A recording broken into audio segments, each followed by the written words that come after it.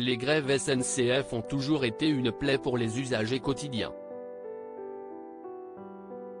Et parmi eux, s'il y en a un qui en aura la casquette, si est bien Guillaume Durand.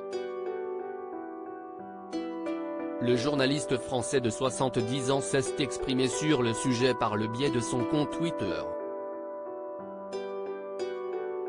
Et le moins que l'on puisse dire, si est que l'animateur de radio et ancien présentateur de journaux télévisés est remonté, si ce n'est carrément à bout. Comme beaucoup de Français, j'aime le train, débute-t-il, lui qui a perdu son père il y a bientôt 2 ans. Avant d'enchaîner, Jamie Lagarde et leur atmosphère du 19e siècle. Un voyage, si est bien pour lire. Moins cher, moins stressant et plus confortable que l'avion. Et là, si est le drame, je voulais passer un week-end dans le sud-ouest.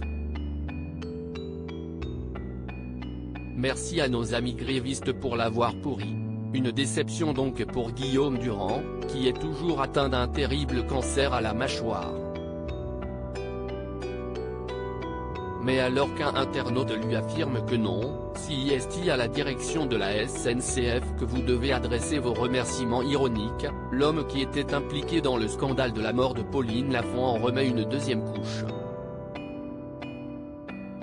Je bosse et je me lève tous les matins depuis 15 ans entre 5 et 6 heures. Vous allez obtenir ce que vous ne voulez pas, la privatisation, de la SNCF, note de la rédaction, comme en Italie ou ailleurs et l'interdiction des grèves pendant les fêtes. Et pire le désamour, ou la haine des gens qui aiment le train comme moi. À terme, un refus de combler éternellement les déficits. Bravo, a-t-il développé dans un second tweet. Rentrant en conflit avec quelques usagers du réseau social à l'oiseau bleu, il suggère également d'interroger les milliers de gens dans les gares pour voir à quel point ils adorent les grévistes de la SNCF. Quand un autre internaute lui signifie qu'il a de la chance de pouvoir partir à des périodes moins demandées et en général moins chères en tant que retraité, Guillaume Durand rétorque une dernière fois, « Je bosse et je me lève tous les matins depuis 15 ans entre 5 et 6 heures. » Renseignez-vous. Les autres existent.